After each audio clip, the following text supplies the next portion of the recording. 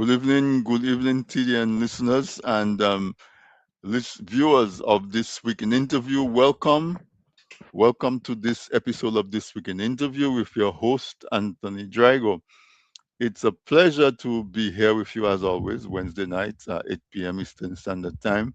I get to do this program, I get to spend time with you, and I always appreciate the fact that you make the time to spend an hour. Sometimes we go an hour and a half, sometimes we go 2 hours. I always appreciate your indulgence in that manner because sometimes the information just cannot be truncated, so to speak. Uh, Good evening to you, listening from Dominica on DigiPlay Channel 59, RVR Jams, carries This Week in Interview Live. And however you're listening to us in Dominica, it might be on our Facebook page, it might be on YouTube, or however you're listening to us. Thank you for coming. Thank you for being here.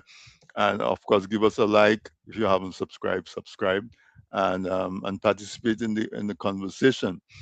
Radio SBE online radio in Toronto also carries This Week in Interview Live.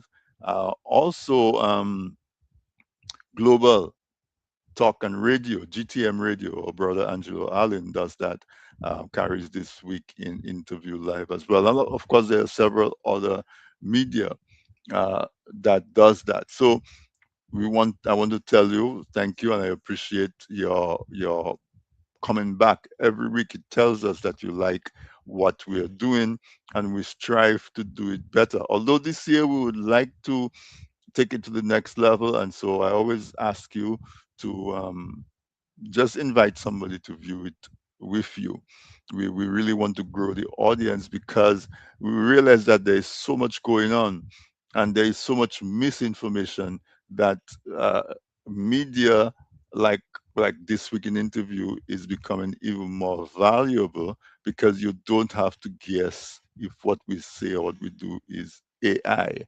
I mean, if you've been following what we do, well, what's been happening, say the war in Iraq, for example, the attack on Iraq by the US and Israel.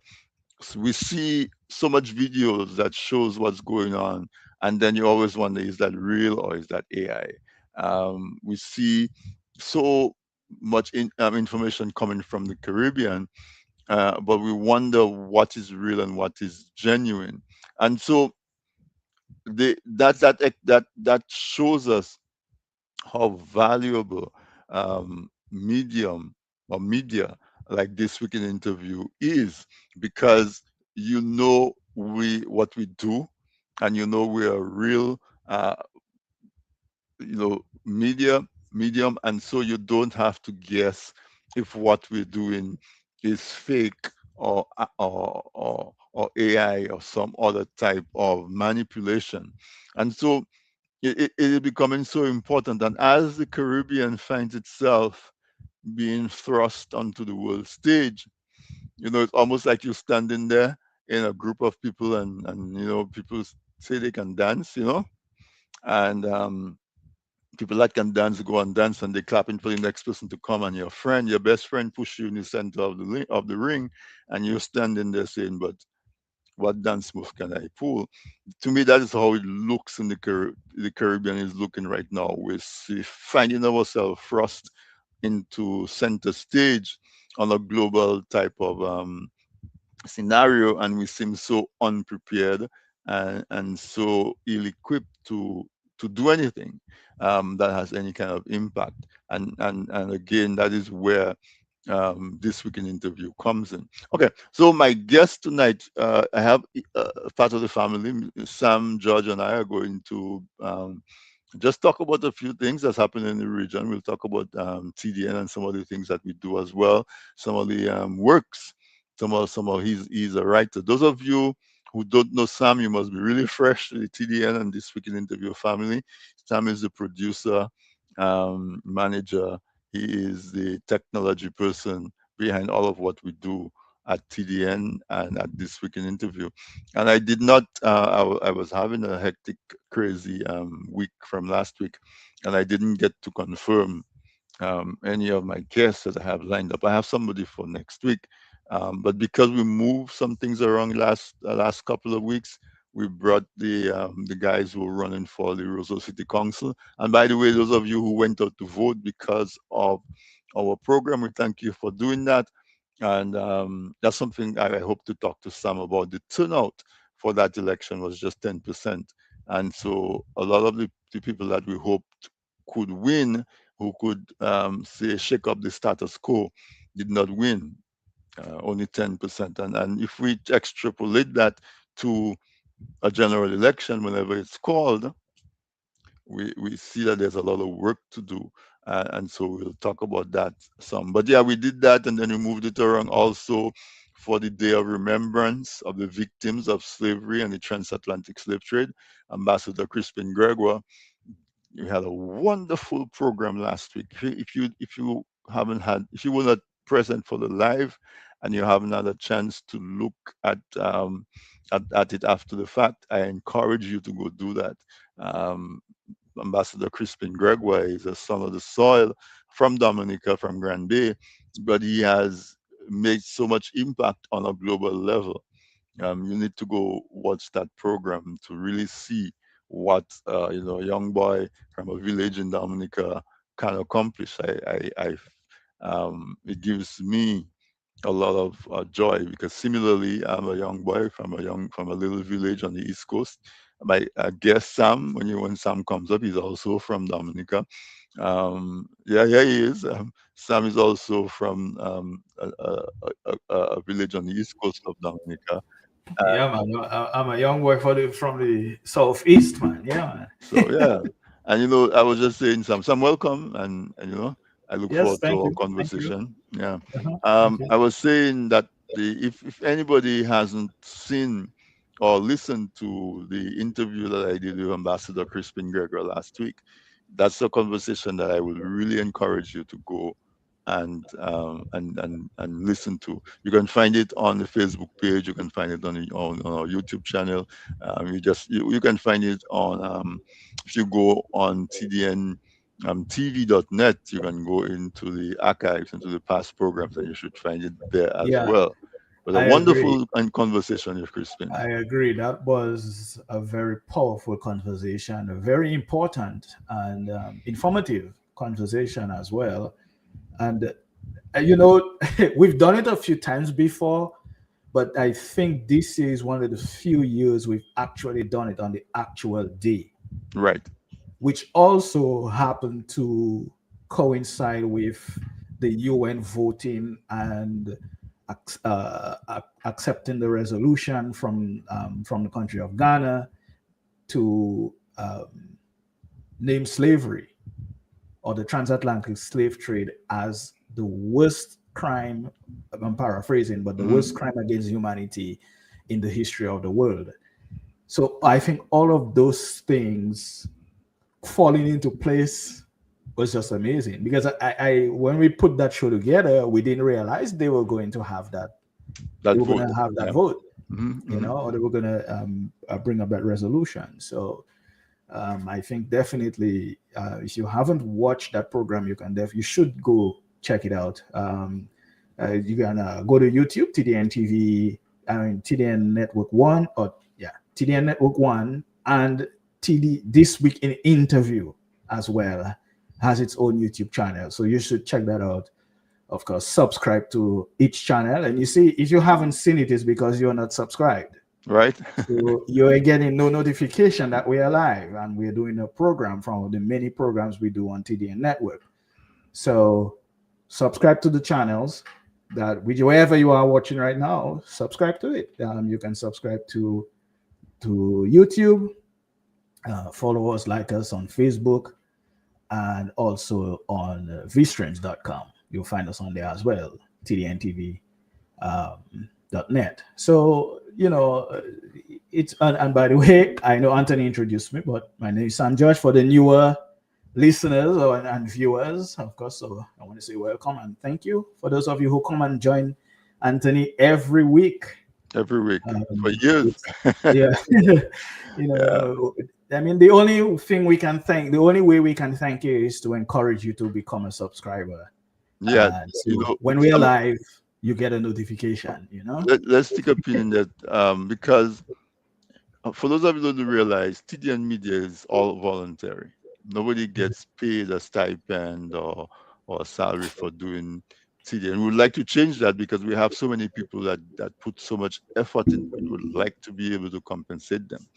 And Yeah, so, you, every once in a while, we ask you, the audience, for donation, but subscribing, liking, and commenting and sharing our o- on the channels is a free way of supporting us, because exactly. if we really seriously do that and we grow the audience, it will automatically translate into more people coming, and sooner or later we'll be able to find that as a source of income that can support what we do and support the growth. So it's really, really important. It might seem like it's something that you can do or not do, but for us it can become our life stream, a lifeline, for our media. And Sam, I was saying how important it is, because every morning some videos come across your feed, say for example the Iraq war, and you're wondering, Iran. Iran war. You said Iraq three Yeah, times. Yeah, Iran war. And you're wondering, is that AI or is that real? But Yeah, but but if you have sources like TDN media, you know that it's not AI. You know that it's real. You know that we don't bring anything on our media without checking it first to verify that it's real. So that it might seem like it's a small thing, but that's going to become more and more valuable yeah, as people try to yeah. see. I mean, independent media is extremely, extremely important in the societies that we live in. I mean, we don't want this part of the world to become a place where we rely on government media to give us the news, because we know that's, I mean, just look at, you know, the Asian side of the world, where government has control or almost total control of the media. Just look at that. And even in places where they don't have total control of the media, you still can't always trust the, as they call it, the quote unquote mainstream media every time, because sometimes, you know, each media house is reporting based on the perceived side of the aisle that they support, or, you know, they push their propaganda for. Yeah, and who's supporting them? Who's paying them? Yeah, They, well, they yeah, have, who's they paying have, them, they have right? to tread lightly not to offend the wrong Yeah, people. Yeah. exactly. So independent media that doesn't rely on funding from, you know, from corporate funding or government funding is necessary. You know, especially in a democracy. You know, that's, it's called the fourth estate for a reason. Hmm. Right. So again, just to reiterate what Anthony is saying, you know, a free way to support us is to simply subscribe, like, and share and comment after conversation is over. Keep the conversation going on YouTube, especially, and even the VStreams channel, because Facebook, I think nowadays they delete videos after 30 days or something like that. So I'm not too concerned about them. But YouTube, the video is there pretty much forever. So keep the conversation going. I think that certainly helps us. It certainly tells the algorithm that you are interested in this kind of content. So whenever we go live, then and we have multiple programs as well. So it's not just this weekend interview. And So as can Anthony you said, can you take a moment and tell them about the other programs and the times, and encourage oh them to wow, tune in? let me see if I can list down the top of my There's head. one Well, that's just over, no? One the finished. program that just finished comes on at 7 to 8, is called Minds in Motion, and that is a program we recently started. It's what, I believe tonight was its 12th or 13th episode, might be 11th episode, but it's very interesting program, very informative. It talks. It's the host is, she works with children, so she's a child advocate. She uh, you know, tonight she had a guest who was talking about, she's a guest who is a social worker and a psychotherapist. So she works with the school district. And so she, talks about child trafficking and how to battle that kind of stuff, or child welfare in general, their mental health, um, everything that goes on with children. She also is a consultant and works directly with parents and families and so on, in addition to working with the schools. So we thought that would be an important program to bring, because there's so much going on with kids these days, and it's just, well, not just these days. I mean, we see all the abuse that's going on, and sometimes we don't parents don't know about it. They don't know how to spot the signs. They don't know how to help their children if something like that happens. So that's what Minds in Motion focuses on. 7 p.m. on a Wednesday, 7 p.m. Wednesday nights, 7 to 8 p.m. Wednesday nights. right Yes. before this weekend interview. Right before, yeah, exactly. So this is a good reason for you to get home early Hmm. and get your snacks and be ready to get some informative information. Because Is our that children are at increasing danger increasing and risk? risk. Yeah. The risks are, and it's just it shows that man's mindset doesn't change. Yeah, I mean, back in, I would even go as far back as say 1990. The technology wasn't there where information becomes available almost instantly. So people could get away with more things, even if your parents don't see it there, but maybe the neighbor or maybe somebody in another country could notice something is wrong. And but nowadays, there are cameras everywhere and people are still behaving badly. Yeah. Yeah. It's just Yeah. it's kind of scary, Yeah. The so nightmare that most parents have, that their yeah, child disappears or their child gets yeah, harmed. Or, yeah. So yeah, that's what that program is about. Minds in motion, and it's yeah. not all negative. It's also about Oh, no, no, positive, no, no, no. It's not even nurturing, looking at right? that in Yeah. terms of the negative aspect. It's giving you information as to how you can assist your kids, how to protect your children. Because I mean, none of us know everything. So Right. sometimes we need someone who works in certain fields to show us the direction that we can go. Yeah. And sticking with young people, we have a Monday night program, Yeah, Youth that's Effect. called the Youth Effect. Hmm. Miss Kathy Robinson essentially talking about and to the youth. So she tries to bring on the youth on certain topics and how it affects them and so on. And and as this one is mostly positive, she Hmm. brings on the youth. She's brought on young authors who've published for the first time. You know, just a Technology, variety everything. Yeah. of topics, or a myriad of topics Hmm. um, that we as an entire network try to cover. I think now we almost have programs to cover almost every aspect. Hmm. The only thing we don't have seriously, or we don't have really now, is a sports program, which Sports, and we'll work on that. we're Also, definitely going to work on that. in terms of music and entertainment, we have Dissect on a Saturday, and then we have Mhm. what's this other one with DJ Weeper Oh, that's a Friday night. Friday night. Yeah. Hmm. DJ Weeper comes on from 8 to 10 p.m., gives us some amazing music. Um, I forget the name now, actually. But just tune in on a Friday night. In fact, just tune in every day and you will hear something. Yeah, and then you have Loveless, and this guy's doing Dissect on a Saturday. On Saturday, we have Dissect from 7 p.m. to 8 p.m. Just basically, as the name is called, Dissect. Dissecting artists, authors, whichever guest they have on. This one focuses more on the person The rather than the artist, right? artist. Hmm. Oh, So okay. it's, Hmm. try to get a little deeper and try to know that person a little better. And so every day, except for Tuesdays from 5 to 7, we have the traffic show.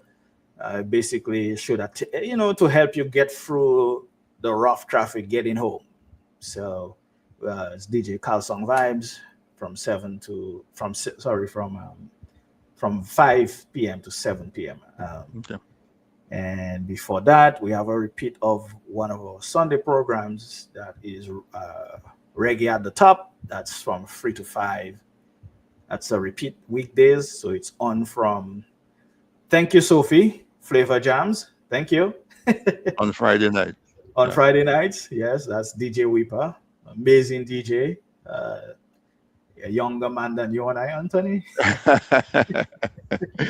No, younger man than you and I, and Yeah, so and super talented. He's yeah. Oh, DJing is so definitely. smooth, yeah, Yeah, yeah. and entertaining. So Yeah. yeah, I would say the best way to see what we have on is go to our website, tdnradio.net, and go to our schedule, and you'll see. Although we actually need to update it. I mean, on a Tuesday, we have a couple of programs on a Tuesday night. We've got Untapped Potential with Dr. Simon Matthew.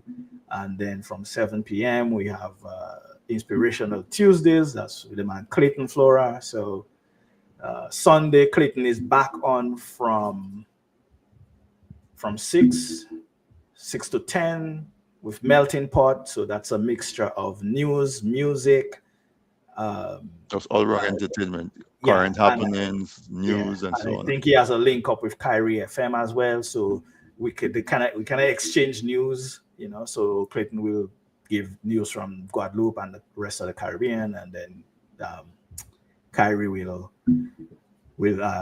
reciprocate with news from Dominica, and so then the news is also in both in Creole and English. So it's a real melting pot of different things on a Sunday night.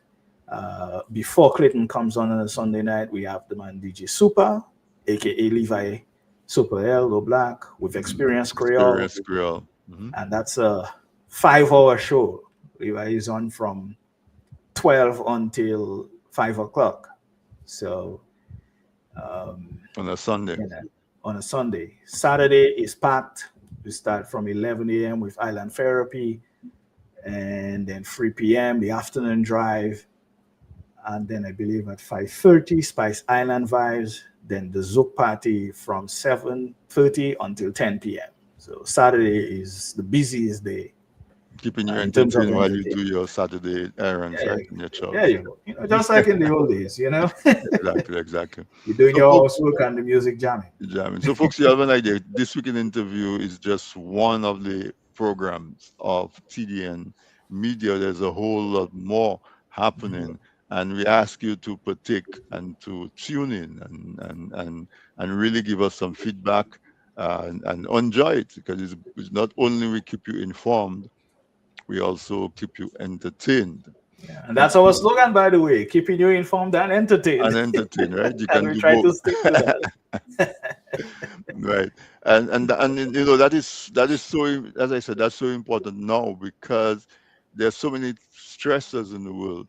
Right. The entertainment is good, Mhm. an important part of that, but also getting information from a reliable source is Yeah, also a way of lowering the stress, because then you don't have the extra worry to have about, well, do I need to? We always encourage you to take what we give you and go explore more and research more, of but course, not of from a course. position of fact checking per se. It's more, Mhm. oh, this is interesting. Maybe I should research it further, Yeah, expand it more. Yeah. All right. yeah. I mean, yeah, we're committed to always bringing you correct information, and bringing you facts. We're not interested in sensationalization or making it up as we go along. Plenty of people do that, unfortunately. And so, we're not beholden to anybody per se. We don't have any corporate sponsors and that kind of thing. The sponsors we have, they're basically family. Mhm. So, they don't have a say on who we bring on. And by the way, bro, I never said this publicly, but I'll say it now. Not long ago, we wanted to do a link up with another station. It was really to help a friend. And when the host told the station who was going to link up with them for that particular event, they said, "Oh, that's a political organization," Yeah. and Yeah. they didn't want to do it. Or they said if they had to do it, we had to pay them. I'm like, okay, that's okay. We'll pass. Mhm. It was unfortunate because I mean, who is more political than say DBS Radio? And that's not a bad thing because DBS is owned by the government. So I don't understand the how that makes sense. You know, what's more political than GIS? GIS is owned and managed by the government. So you know, and we've worked with DBS. We work with DBS all the time. All the time, right? They didn't have a problem. They don't have a problem working with us. So I just find it a little bit silly to accuse us of being a political organization, which, by the way, we are not. One member of the organization is in politics, but that has no bearing on what we do, the things we do, the people we bring on. I say all that to say that all of our interview programs, any guest is welcome. You know, as long as, of course, you don't libel anybody or you're respectful. But for the most part, in general, anyone is welcome. We Right. don't have any issue having anyone on. We've had Right. DBS Radio's manager on just to show to make a point. Yeah. You know, It was a fun interview, but still. yeah, and the thing about it is that I'll interview anybody as long as the person understands that I will ask you any question. Mhm. And so I'm not going to kowtow to you because you're King Philip. Yeah. If there's a question to be asked, I'm not a disrespectful person by nature, so I will not disrespect a person or the office that they hold. But Right. at the same time, I will ask the questions that I have to ask, and I give everybody a chance to say what they Express want to say, themselves. how they want to say it. And so Mhm. I encourage you, if you have somebody that you think would be a good guest, send their name in, we'll interview them. Yeah. And so let's let's dive into a few things, Sam. Like Sure. if we go into Dominica, we know there's a lot of protests going on. Let me do a little background because not everybody is from Dominica. Dominica is in the process of building an international airport. That is a process that has been going on since before I was born, and I'm Hmm. almost 60 years old. Coming to know myself, I've always known that an aspiration of the Dominican people is to have an international airport. Because for decades we suffered at the hands of Antigua and Barbados, Hmm. or people in transit are not treated well. And so Right. there is a project ongoing that's supposed to be the building of an international airport by a Chinese company. A lot of folks, including myself, have a lot of issues with how it is organized and how the project is being done. Um, Transparent, it was not transparent how the contractor was chosen. They were just chosen. There was no process of bidding or explanation. We don't know how much the contract is for building the airport. We don't have a timeline, and it did not seem as though when the project started, there was a full set of plans that we knew, okay, we have plans from breaking ground all the way to opening of the airport. Even though on a big project like that, in little things will change, major things might change because it's spanning years. And when you start to dig ground or you start to build, surprises come up that might change things. But at the same time, no project, especially a project of that magnitude, starts without clear, full design plans that goes from, well, not even breaking ground, from the environmental impact assessment all the way to when we commission it and when we open it and so on. And so there's a lot of, in that whole melee, there's a whole lot of things. Now, recently, there was excavation in a different part of the island that goes into the forest in an area called Dominica called Desbois, which is the catchment area for a couple major rivers, and it borders on the northern forest reserve and so on. And Dominicans just woke up one day and saw excavators going in, and so there, from the very first day, there was a lot of query as to what was happening, what exactly was or the activities for. Eventually, uh, The officials said that they were going in there to extract stone that they would use for the construction of the airport. Uh, and a lot of people like me are scratching our heads because Dominica has quite a few rock quarrying operations that export rocks to other islands that they use to build airports and do other major infrastructural work. And so, if you are doing a project in Dominica, why is it necessary to pretty much um, prolong a whole part of our rainforest, affect our rivers, and all of those things? Why not just get rocks from one of the existing quarries? And so there's been a lot of protests around that because nobody saw any sort of planning application for that works or any kind of um, planning approval.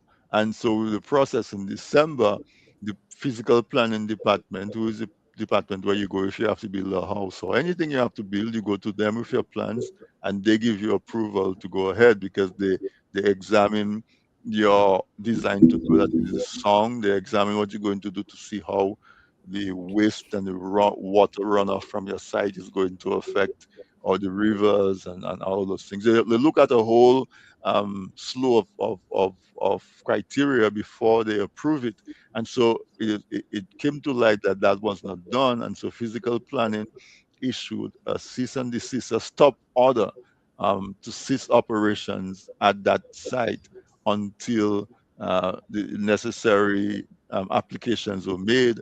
And if and when approval was given, it would resume.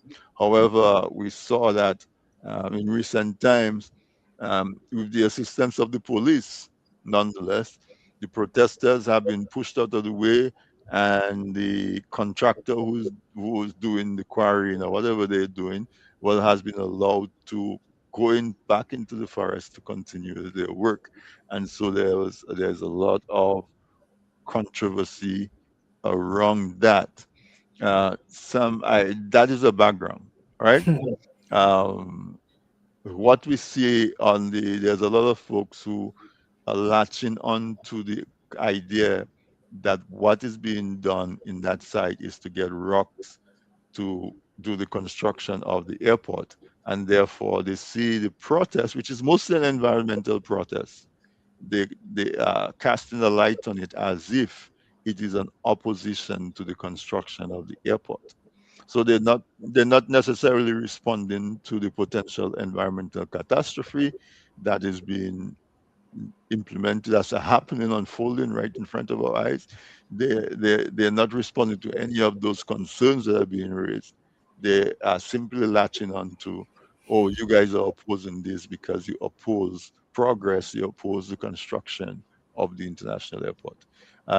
What's your take on all of that? You know, you mentioned that you are close to 60, and since you've known yourself, it has been either a battle, a struggle, a war to get Dominica its own international airport. And it just, I'm actually reading a book right now that is talking about that. That's a situation around in the 70s, late 70s, 80s. But just saying that to say this topic of international airport in Dominica has been, it's an ongoing discussion. But this particular time around, it seemed at first that we might get there, although people have been skeptical. And one of the reasons people are skeptical is because there was no environmental impact study made, or at least released to the public. And and then we come all the way down to this situation in Debouche, where I think that one of the things people worry about, or the where people get to, where we get to those kinds of situations, is that the government isn't telling us anything. And to me, that is the crux of the matter. When government hides information, not don't tell the citizens what's going on, then what you're gonna have? You're gonna have speculation and rumors and everything. And then to see that that was happening in Debonche, and basically the government ignoring itself because the planning division is part of the government. It's a government agency. It's ignoring itself, disobeying an order. That's like currently the current president of the United States is trying to build or rebuild or build a boardroom, uh, a part of the White House.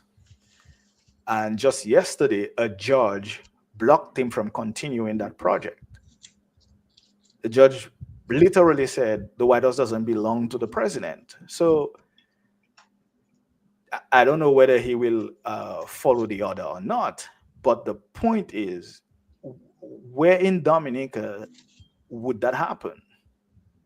Where a judge will issue an injunction against the government in the but first but place. but some don't forget that physical planning division actually issued a stop order.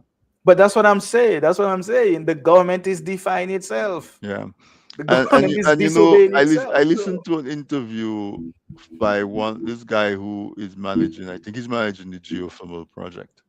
mm, Um, and it was talking about this whole how the government does their projects without applying to physical planning for approval, which is the process. mm, And he said, well, physical planning is the government. The project is being done on behalf of the government. So if the government is applying to the government for permission to do a project on behalf of the government doesn't have to do it if they don't feel like doing it. I'm paraphrasing. yeah. And he went further. And if you think that maybe we are misunderstanding what he says it's as if you come home and you want to cook a meal in your house and you have to ask yourself permission to use your kitchen to prepare a meal for yourself. Hmm. That is how a professional is describing the process of submitting applications for physical planning approval to do construction, to do major project. And I mean, this emoji where you show the top of your head just blow off. Yeah. It's first time I actually That is experienced that. that is a terrible analogy. First The of whole all, concept is terrible, and the yeah, analogy first is of even all, worse. his premise is wrong. The government is not doing things on its behalf. It is doing things on behalf of the citizens, the people it represents. So pull that aside. You can't, you're not applying to yourself. I mean, I put it that way, but I was mostly joking. So the government has to follow the same rules or even higher standards than the citizens, especially on a public project. An airport is a public project. The government is not a private entity, it's a public entity. That's why it is called the public sector. Yep. So, how can you say the government doesn't have to apply for permits the same way? The process might be different. There might obviously be some, Maybe steps you can skip, expediting. No, no, maybe expeditions or expediting. Yeah. whatever.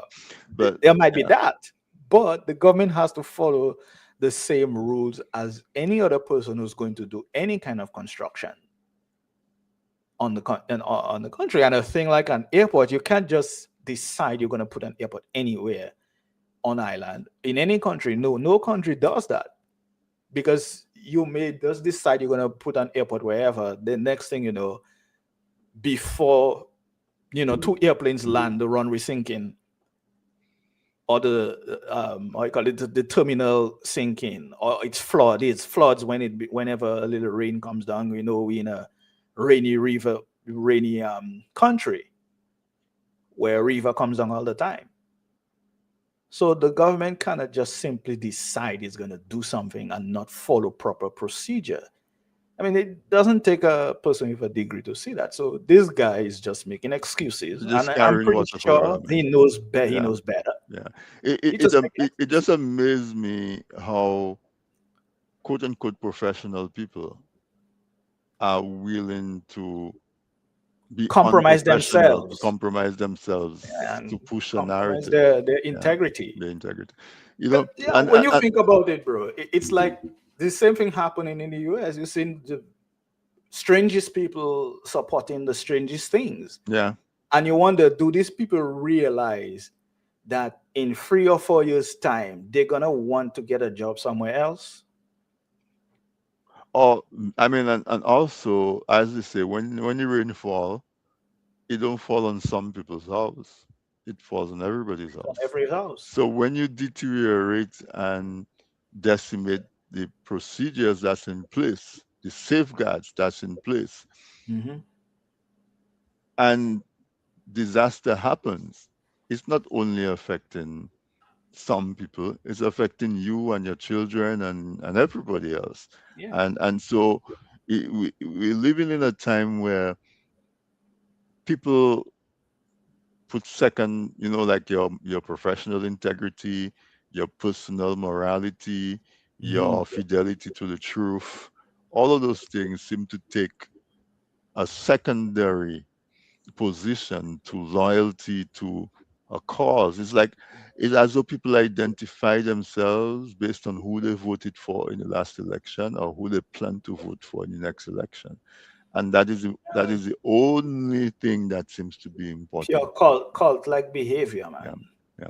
And that seems to be rampant in the world today. Apparently, it's like almost everywhere. It's everyone is either is tribal, either to a certain group or to a political party. So And some charismatic figure or something. yeah, Yeah.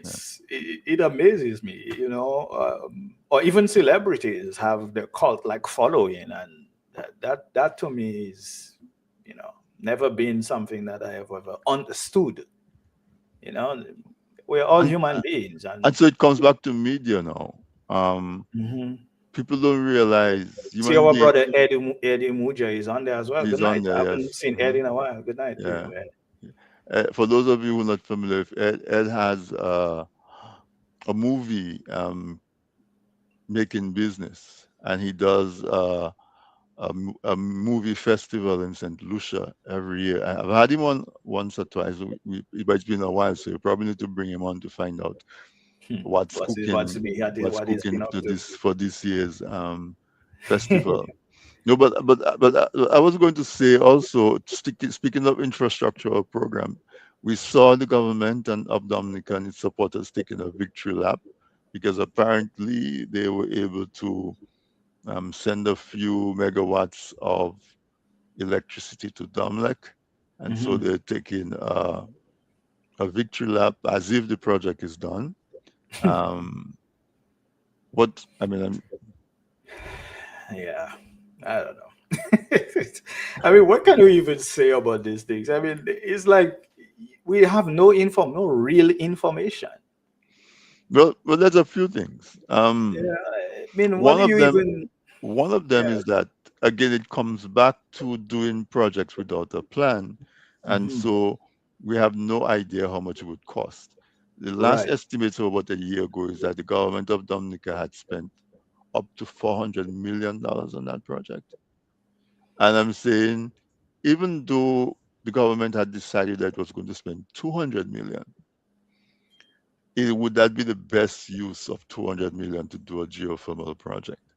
And I Yeah. consider myself an environmentalist, and so I like renewable energy, but I Exactly. don't know if it's renewable energy at any cost. For a country No. like Yeah. Dominica that has so much need, is that the best use of 200 million, four Yeah, hundred I, million I dollars? agree with that. It's that's why I say, I mean, what can you even say about these things, because we don't have much real information. We have a lot of speculation and rumors and so on. But And you know, Sam, yeah, in terms of information, eventually they've given an Israeli company to operate the geothermal plant. yeah, So, and we don't really know the terms of that agreement. yeah. And they started with, what did they start with? A French company that They was one of started with a the French company, original, right? Hmm. And the French who company didn't think it was viable, so they pulled out, exactly. right? So, And and I other think there was folks they an had approached Australian, yeah, didn't want to invest. There was a company So from Iceland that came to look at it because when it yeah, comes to geothermal project, Iceland is like the place to go. But but you see, again, bro, one I second. yeah, One of the questions I have always had is why these companies felt that the project wasn't viable. I mean, we have the power. There's the capacity to build and maintain a geothermal plant is there in Dominica at least. but we The don't know that. capacity is there. We don't Well, know that. I mean, we have the activity. We have the Yeah, activity. but that goes back to what we're talking about, So the yeah, appropriate investigation yeah, that's what I was gonna and say. That research, right? yeah, that's what I was gonna say. But it also comes down to planning and design is Right. important. Yeah. So we have to, we can't just decide is our kitchen, so we're gonna cook whatever we want and we don't ask ourselves a question. Yeah. Your partner. I mean, that's just craziness. So yeah, it's and plus this project has been delayed by so much more. You know, Vince says that 200 million will only generate a maximum of 10 megawatts Which is less than what the country consumes, right? already consumes. And Exactly. the other thing about it is that geothermal wells have a lifetime. Right. It's not like, well, you once you get the well, it produces forever. Mm-hmm. The production decreases over time until where it becomes not viable anymore. Yeah, That's one. exactly. That and then the other thing about geothermal projects is that what you're basically doing is bringing hot water up from under the earth, using it to create steam to drive a turbine, and then you have to bring that water back down and inject it back down You have to, yeah. into the core of the earth. Now we Mhm. don't know what that how the rocks and so on are going to react to that when you start to re-inject that high pressure water back into the ground, and it's going to have contaminants and so on there. So I am saying that I think that a victory lap At this is stage, just super premature. yeah, yeah. No, I agree. It's kind of like the Iraq War victory lap, and then you end up staying there for another almost 20 years. And then have to live in shame. Exactly. So I think we have to our leaders need to step up. Whoever is leading, you can't do things in a vacuum and just expect the people to accept it. They may be accepting it for now, but eventually people are going to realize that we're not moving forward. We are stagnant as a nation, and we don't no there's no progress. And the thing about it is, it's harder to see the lack of progress when you are in it. It usually takes you to stepping away from it, stepping outside, stepping outside the circle and then looking in, and then you realize, but wait, all my neighbors have upgraded the paint on their house, you know, and my house is still gray and, you know, so if I had to say something to the government, I would say, share information with the people. Don't Yeah, leave the people be in the more dark. forthcoming, Be more Yeah, transparent. transparent. Don't have the people guessing and just do whatever you want. It's not your country. It's ours. It's Hmm. all of us. And so, that's what I would say. And because at the end of the day, one of those days, your eyes will stop seeing and your ears will stop hearing. And what you want your legacy to be, what you want people to remember you for. And that's not the most important thing in life, but when you have a leadership position, you have to consider that, you know, what I want to be remembered as, someone who did well for my people or someone who just had a whip on my people's back, treating them like the same way the colonizer treated them. Yeah. Is that what you want? You know, And, as and, we and talk about, you know. yeah, the thing about it is that also is the enablers, Hmm. people who the public trust them in their professional capacity, Hmm. and they totally, either they misrepresent deliberately or they look the other way from a professional point of view. From yeah, Yeah.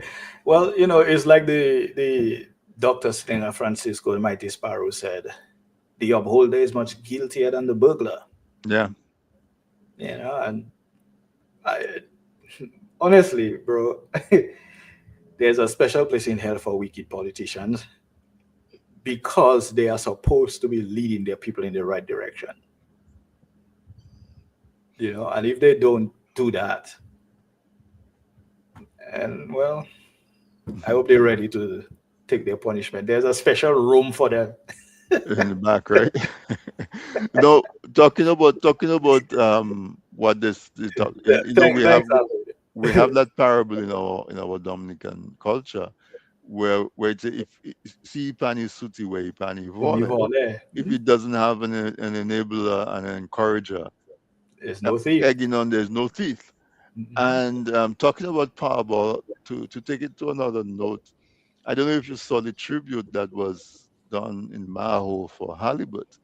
I Halibut saw is I a saw parts of it. I didn't watch badass all, but singer. I saw parts Yeah. of it. And Very, he, very well deserved. I mean, I think Hollywood's contribution to our culture cannot be forgotten. I think we need to do something more.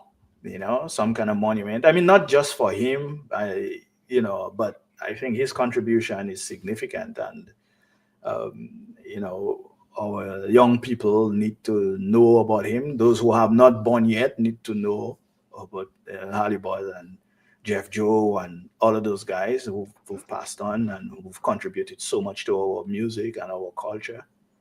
And but I guess this is a good start. But I'm sure there's more that can be done. there's a lot more. Um, Mhm. and so our cultural icons, they we come back full circle into how do we measure progress in a society. In my mind, is first of all we have to be able to take care of the needs of our people. They have Mhm. to be able to find food, shelter, clean air, clean water, and Yeah. have to have a little downtime for pleasure and Mhm. enjoyment. And that is where those cultural activities come from. Right. Where when we were growing up, Halibut used to be singing for Bells Combo, Mhm. a band out of Mao, and the music that Bells Combo made is still being played now. And those music Yeah. came out in 1970s, Mhm. and some, you know, 50 years later, the music still playing, and young people, their parents were not even born yet. Some of them Right. are enjoying that music, and Mhm. so culture is one of the most underrated aspects of a society, but it's probably the quickest indicator of a society that's progressing, because when the people feel that they can relax Yeah. and enjoy, whether it's theater, whether Right. it's music, Music. Yeah. and so on, it says something about the quality of life of our people. Mhm. Now, I want to draw a sharp contrast to what seemed to be happening, where the country seems to be lurching from one fete to another, carnival and this and that, and And I and, tell and, you, and it's a different kind of a vibe, bro. yeah, that's CO business. I mean, we are not bashing CO and we're not bashing people. I mean, we've had our share, of Mhm. people who love their CO. We've had our share of whatever. But to me, it's just, it's like a frantic, you know, nosedive into a jam.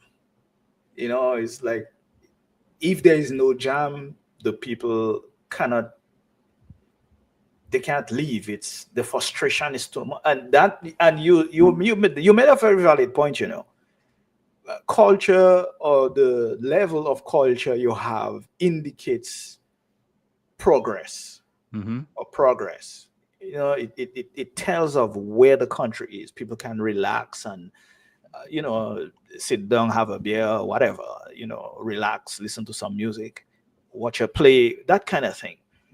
But at the same time, we are at a precipice where always seem to be focused on, or we are hyper focused on zero or action or partying or jam, whatever, drinking and all of that stuff.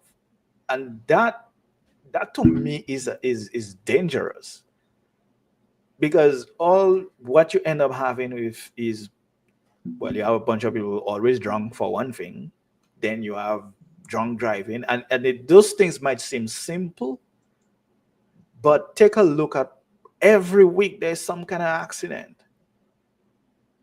Every weekend there's some kind of accident. It's and people, young people especially, dying in accidents. I mean, that is just, I don't know. It's like we nose diving into one party, and that tells of, right now in this case, it tells of the frustration that's taking place in the nation. It's like people just feel the only thing right now, that's the only thing they have to do. They can either go mad, or they can just go drink a rum and dance a little bit, and then go home and wake up, and next day or next week, go to next weekend, the other day at another one. Yeah. And that's how they freeing up. I mean, they'll tell you that too. They'll say, well, it's a free up. Yeah. It's rough for them. It's rough. I mean, but how do we even deal with that? I mean, we have an airport building, and Dominica, stop having young people who can do construction or interested in construction. Because they hardly have local people employed on the project. Yeah, that's my point. I mean, Mhm. I remember, I worked construction from maybe 18 years old until I was, you know, 20 something. So it's not, it's not There's it not a shouldn't lot be that's the, providing, yeah, hope yeah, and it shouldn't yeah, be the end all and be all of everything. You know, I mean, what happened to our local theaters? right. They got damaged. The cultural Our the house Arab of House of culture. Culture got destroyed, and Yeah. where is it Eh, now?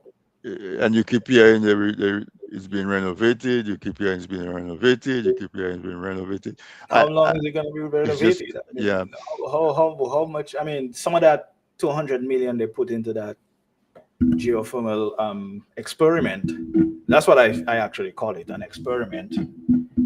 Um, could have rebuilt the Arab culture, House of Culture, uh, and fixed, repaired so much infrastructure. and for the sad thing is that for the people of Dominica, what we're talking about is important, but what's important to them at the end of the day is what their light bill is. Yeah. Hmm.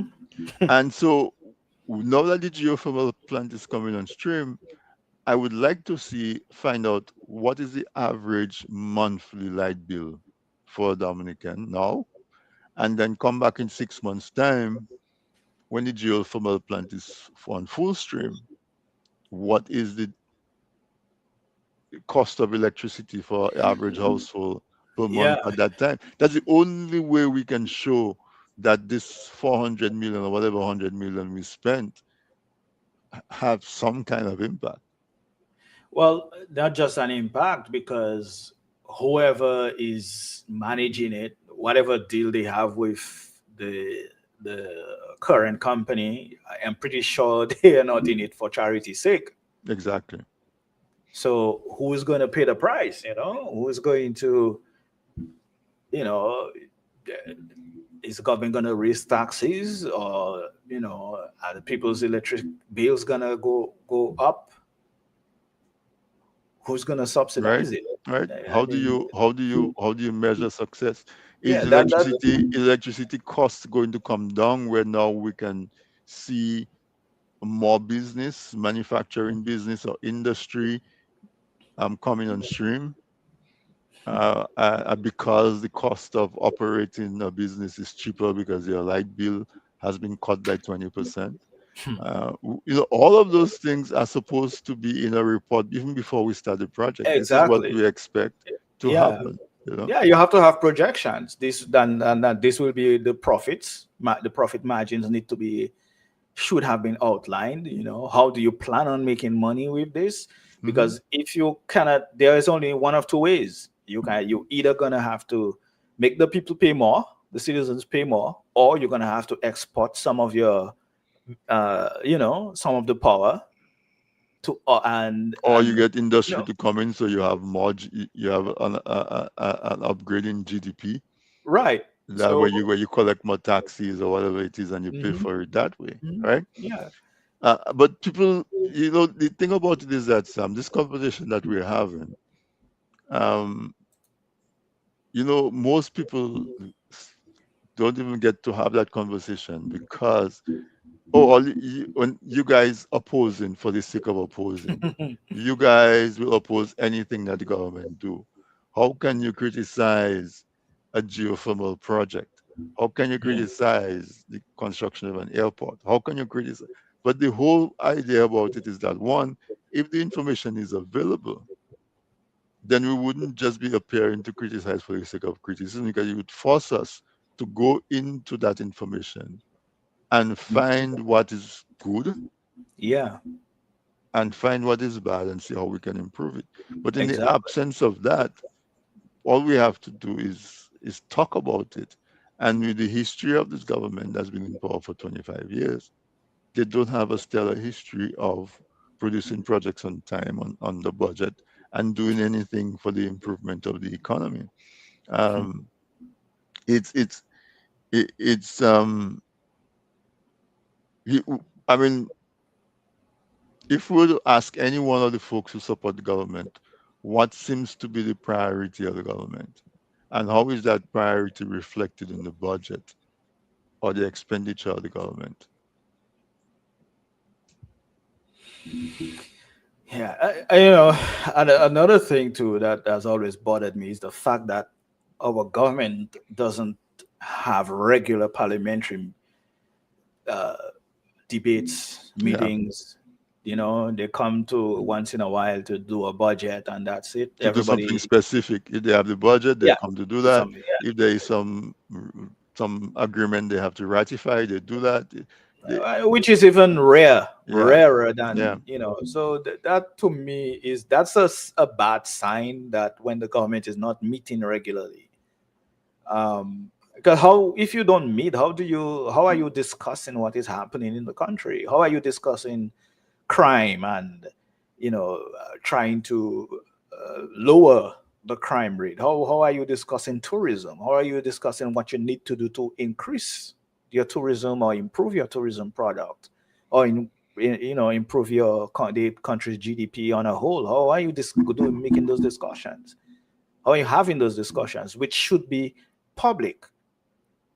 So that's where you go to the house that the people have given you to have those To report discussions to the people and and to report give to the people. account, It's right? it's, Yeah, it's not and it's yeah. not going on the radio and talking and doing interviews. That's a very narrow, you know, that's a narrow path.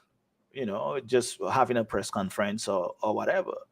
But when you actually going to be discussing matters of the country, for example, we know that you know in less than 2 months the hurricane season is going to start again. What kind of discussions um, is the government having on preparedness or preparing the people, because we don't know when we're going to be visited by another Hurricane Maria? It's almost as if the government prays for a storm because when there's a storm, they have an excuse as to why things are bad in the country. Yeah, it doesn't make sense, man. It does not compute, as we used to say. Mhm. It just doesn't make sense. it's like you're there but you're not there. No kind of real discussion. And You know, it's like nothing happening. Alvin made reference to the IMF quarterly report. I perused it briefly. Mhm. Um, some of the things that they're saying is diversification of the economy, right? That is a Um, long, that has been that's yeah, a steady, yeah, that to, that's a standard, and also interestingly, they've commented on the way in which like the government housing project program is being done in terms of a standard way of qualifying people to Mhm. receive housing assistance. They commented on the NEP project program where the government just Yeah, hires people they cut grass by the road. insets people, yeah, They recommended that it be turned into like a true skills development, like in program. a apprenticeship kind of program. I'm paraphrasing. Mhm. So there was, and also interestingly, they spoke about reducing discretionary waiver of custom duties and stuff like that for stuff coming in. So Man, yeah, that custom duty thing, that is a serious problem, and it's especially hard on Dominicans who are trying to, I guess we're going to change the conversation a little bit because I want to say this. As an author, it is almost impossible to get your book into Dominica, from the custom duties to the shipping problems, or mm, the lack of infrastructure for shipping things like books and electronics and all of that stuff. So it's interesting that they touch on the custom duties thing, because that's a long time problem. That's a problem that has been, you know that's a problem that has been, it's a long time, how you call it, a long suffering yeah, yeah, problem. history, yeah, yeah. um and so something needs to be done about that. I i don't know, it's But they're also saying that the government seem to be giving a lot of people waivers. mhm, So on one hand, people like you who are authors trying to get books and different things into the country are facing steep custom duties. On the other hand, the government is foregoing a lot of revenue by giving waivers to. And if the IMF is commenting on it, we would think that it's not that they're giving waivers for people bringing in tractors or um, tools and equipment for production. It mhm, seems as though and the word discretionary is key there, right? So yes. at somebody's discretion, you bring in some books and you go to them and ask them, can you waive the duty? And it's at the discretion of the officer or the minister. Somebody else might be bringing in something else, and we saw that big thing that happened when Dr. Dale Dungebrand tried to bring some medical supplies into Dominica. Yeah. They had the issue of the custom duties not being waived for some of the things that would benefit Dominicans. And so what we see um, is, in my mind, a further breakdown and deterioration of systems. The country cannot run on discretion. It has to run on systems. The country cannot run on personal discretion Yeah. of a minister or somebody based on if you know Or that person PS or a or friend whatever. or whatever. You cannot Mm. run the country on discretionary decisions. You have to run the country on the laws and on the systems that that so that it becomes predictable. So that if, for example,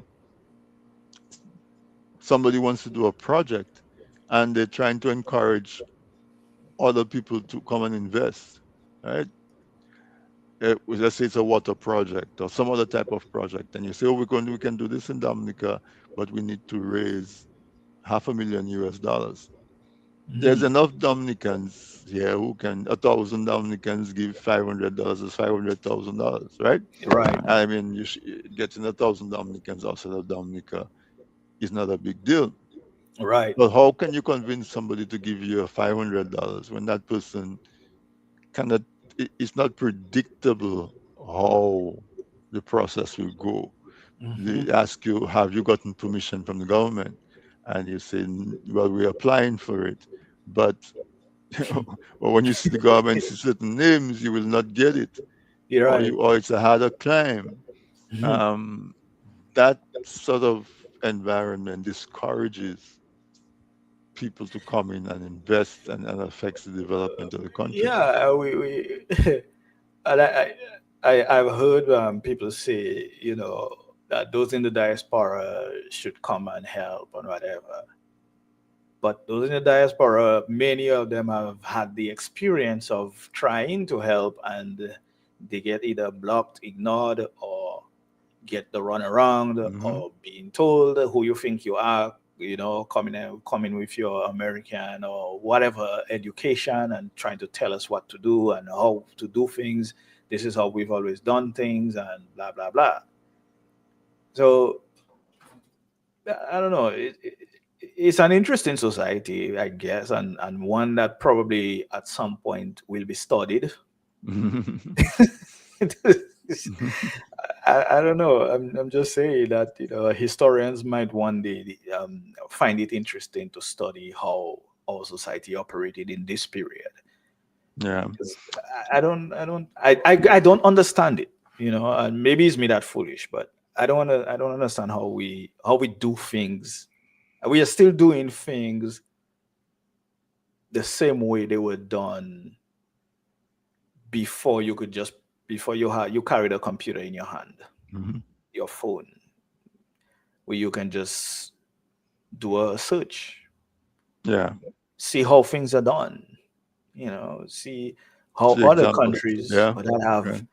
succeeded at certain things, see how they do it. No country is perfect, obviously, but certain countries have gotten to some levels, whether that's in the infrastructure or whether that's the economies they've been able to build sustainably economies. I was just looking as we were talking about geothermal. I was just looking at Iceland. They're in the process of increasing Yeah. the geothermal usage or development. So how do how are we not, looking at the way things are done, and uh, you know, I was also looking at a photo the other day on Facebook with this guy. They were talking about rocks falling off the Kinfield cliff, and you and I know this has been happening before even you and I were born, Hmm. and it's still happening, and no one has seen it fit to find a way to keep that from happening. And there are countries right next door, Martinique and Guadeloupe, where they've solved that problem. Exactly. So that's what I'm Yeah. saying. And our leaders travel all the time. They're on a Yeah. plane going somewhere all the time. They're in some kind of conference all the time. So they don't discuss with your fellow leaders, your counterparts, how they do certain things in their country. You don't discuss that. You just what do you do? I mean, what do you do? Two more topics I want to talk on before I let you go, Sam. One of them is just public safety, right? Mhm. Um, Road safety primarily. I Yeah. mean, how many young people and not so young people have to die in avoidable deaths, avoidable accidental death, motor vehicle accidental death, before Mhm. somebody says, listen, we need a plan, we need a project, we need some kind of system that's going to protect the public from these accidents. And you might say, well, is this people being reckless and they notice to drive slower? But that is not how it's addressed anywhere else in the Mhm. world. Nope. Everywhere else in the world is recognized that you need a system for public safety on the roads, public Mhm. safety and how you conduct. I mean, a simple thing like How enforcing traffic helmet. flows. Yeah, Yeah, all that. that sort of thing. Um, I don't know what question to ask you on that, but I don't know what what your opinion is in No, that I mean, regard. I I mean, think we can only approach it from the perspective of how Dominica is and how things are approached. You know, because like I say, I mean, I think it also goes back to what I was just talking about under the Canefield Cliff. Rocks can come down and fall anytime, hit somebody's vehicle, and a serious accident. It has happened before. So, what do you do to solve this problem? What do you do with speeding on the road? People speeding through the city. I mean, all So, at this point, I think maybe we can just ask questions and or put it out there, and you know, if one of the government ministers would like to come and explain to us and our viewers or listeners what their plans are, because maybe we don't know, maybe we're just out of the loop. maybe we think it's easy and it's hard. I don't know. Uh, that's probably true too. We are not government ministers, but at the same time, if we don't know and we're not seeing any progress, we have to say what we see. Yeah, Nous sa ni di sa nou ka wè, nou pa sa di sa nou pa wè. To it's just unfortunate. I mean, what are we waiting for? For a big rock to fall on a school bus full of children? Hmm. What are we waiting for? I mean, the building the new grammar school and the floor collapsed. You've got Suppose suppose it didn't collapse at that time. Suppose it collapsed exactly. after students were in the building and it fell on students in class. Because again, it's the same idea that planning permission, the approval Is of optional. is optional. You know, and we haven't done anything about that. That is such a serious incident. Did they even investigate what That's what I'm caused saying. We that? have not even heard anything like a report that came out and said this is what it is. Not everybody might be interested, but myself, Mhm. as a construction person, as an engineer, would love to see a report as to what happened, what failed, Yeah, how it and the failed. public And, deserves to know anyway. I exactly. mean, Um, a thing like that happens, and then you finish the school, you open it. Would parents feel comfortable sending their Sending your children to kids school? there. I mean, what else? What else would fail? What else is going to fail? Because you don't know what happened the last time. So Mhm. public safety just doesn't seem to be On the forefront on of their mind. priority. It's same thing with gun violence. We just Mhm. don't see an urgency or any kind of interest being paid to those things, except when it happens, it makes the news, people get something to talk about, and then next something else happens People and we get to move call on. the radio and complain and talk Yeah. about it, but It's it's interesting, these systems, we need systems. It shouldn't be somebody discretion to decide that, oh, Mhm. that's not important. I have something more important to do. I don't have Mhm. time. Something like that happens. Everybody should drop what they're doing. Everybody who's responsible should drop what they're doing, investigate, and come to report to the people. This is what happened. This is why it happened. This is how it happened. This is what we steps we taken to make sure that the rest of the thing is safe and that it doesn't happen again. Well, and If you like it or love it happens. not That's only that, heads roll too. yeah, I yeah. mean, like you work in New York, and as you and I often discuss, how what happens when construction fails in New York. Yeah, Heads roll. people live with silver bracelets on their wrist most of the Exactly. time. Most of the time there's an accident, especially if there's a fatality Hmm. in So construction. People when they come to investigate, people live in handcuffs. yeah, That's common. and the Yeah, government mobilizes instantly. instantly. They Yeah. don't wait a few weeks. You know, boy, I tell you, sometimes it's Anyhow, like, I have one more topic before we go. We know that you're an author. uh, I wanted to ask you what are your what's in the works, what anything well, recent, anything. the last recently published was this one. It's called Wade in the Water. Hmm. Character name is Wade, and it's basically let's I would say two of the incidents in there are things that happened to me as a young man, as a kid, and as a young person. So I just thought I'd turn that into a fictional story. And Hmm. this man, and with AI and everything that's happening, I thought I tied those things together and write your psychological thriller. It's a So this guy, psychological thriller. Okay. his name is Wade Knight.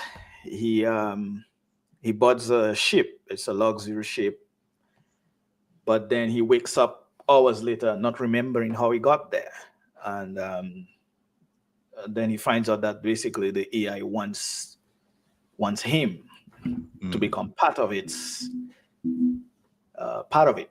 Plus, the ocean wants him because the ocean tried to get him before, and which is what happened to me. The ocean tried to take me once,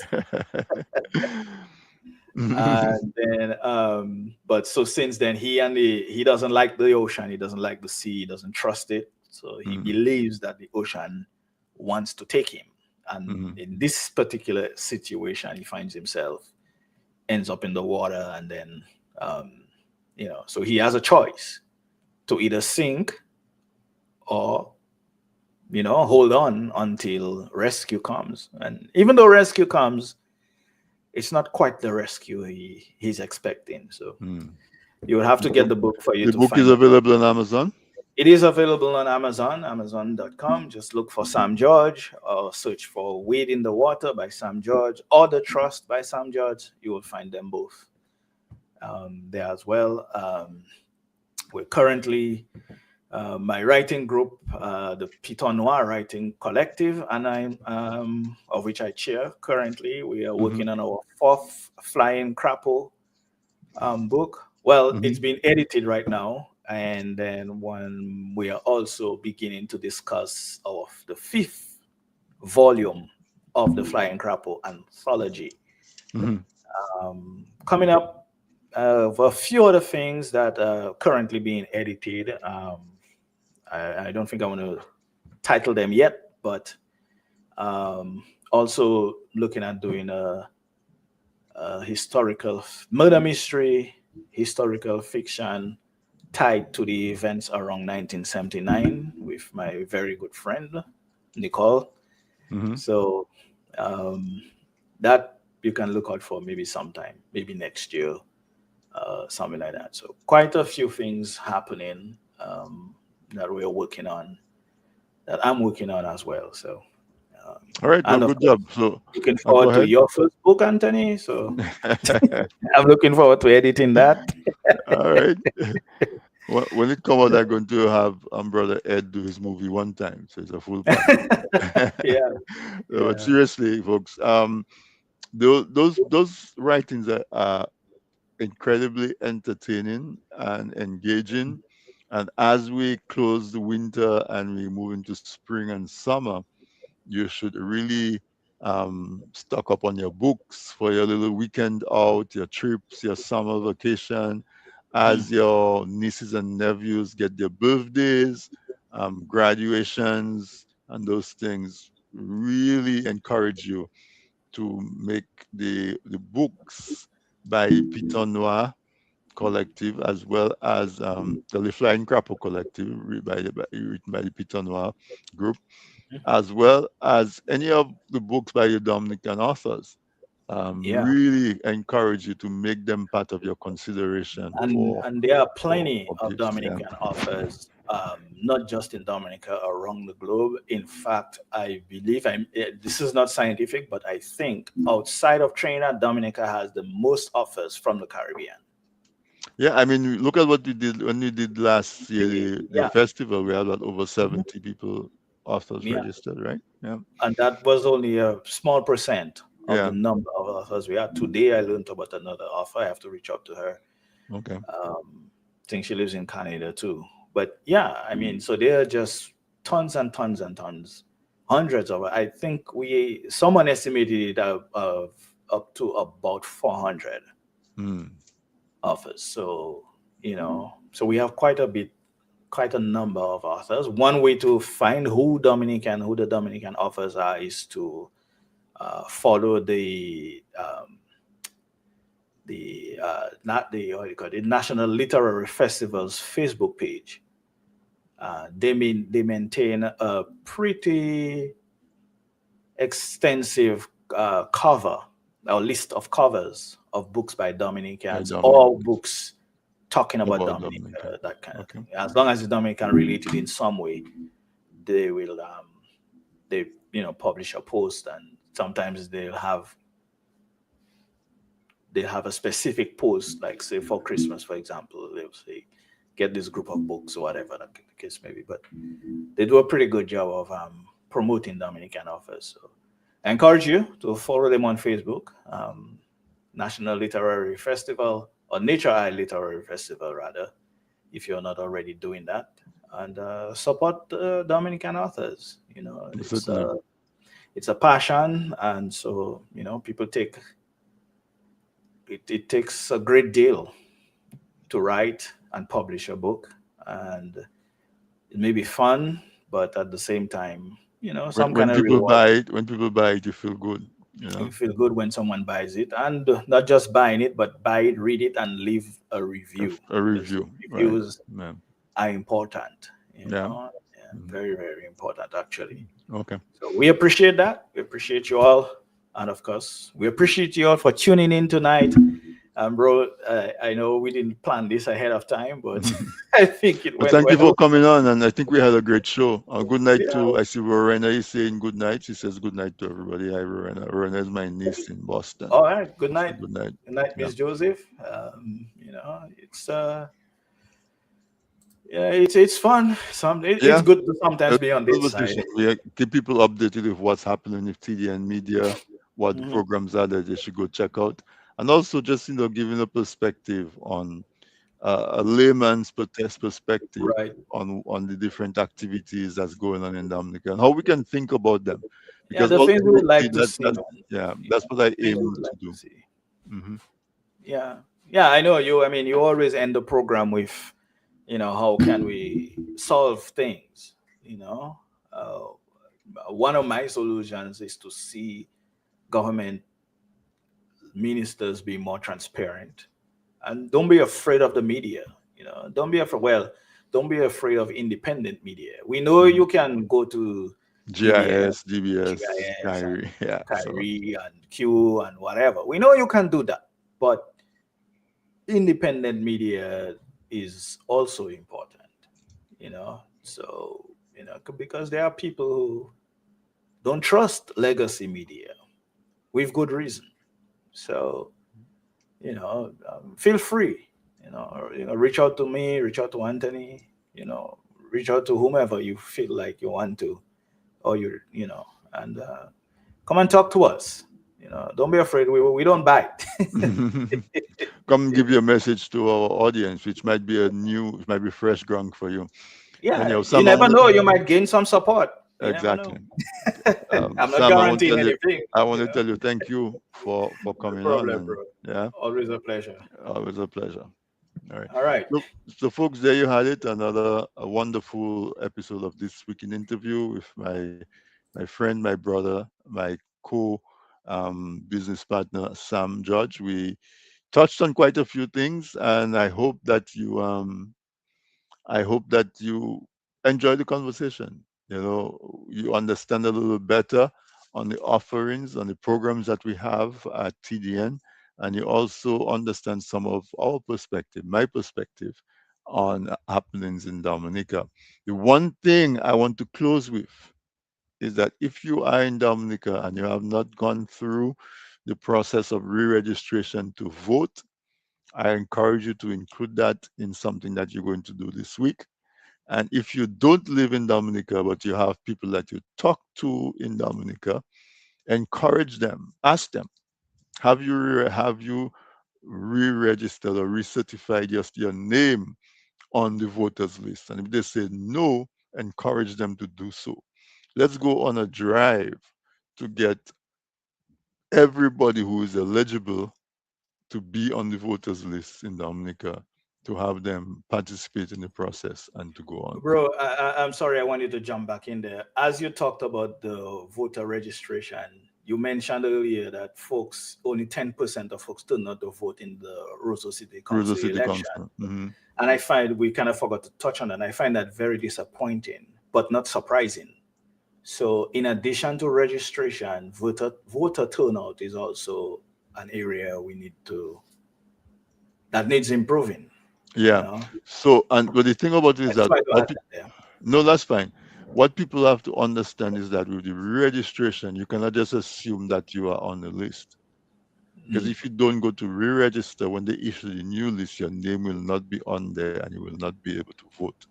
And you Right? can't So complain. You know, exactly. do So they the do? person, They do provisional ballots, right? but I don't even know They, how it's happening now. It's a whole that's why I'm convoluted asking. I know they process, used to do it in the past, but because they had even stopped new registration for almost a year while they were doing the re-registration, right? it's like we And they can't two just go they and just work at the same time, restarted man. in March. They restarted allowing people. So if you turn 18 or you change your Mm. constituency or for whatever reason you're registering for the first time, you could not get to do that from Wow. I believe somewhere in September, October last year Yeah, I up till remember they had some March. Yeah. stoppage at some hmm point. I didn't. But so that's why I want to encourage folks to Yeah. go All right. register. And if you know anybody in Dominica, if you're talking to anybody in Dominica, ask them. Make that a question that you ask. Have you re-registered? If they say yes, then congratulate them. Encourage them to encourage other people to do it. If they say no, just you know try to convince them to go. Going to register doesn't mean that you're going to vote for any particular person, but at least if you are on the list, you can exercise the option to vote when the election comes around. And we hope that you will vote, As they say, we hope when you get a chance to dance that you will dance, right? So, folks, I want to leave it right there. I want to say thank you to my guest, Sam George, and thank you for tuning in. And for the people who made comments and participated, thank you as well. And have a wonderful remainder of the week. And we will do this again next week, Wednesday, for another episode of This Week in Interview. I think what I have on tap is Mr. Blanc. I know Kitwani. Um, he's going to come on because he just moved back to Dominica after living in the UK for a long time. I want to talk to him about that experience, but also he has some businesses that he is running and doing. I give him the opportunity to introduce those services to you on this week in interview. All right. So, folks, that's it.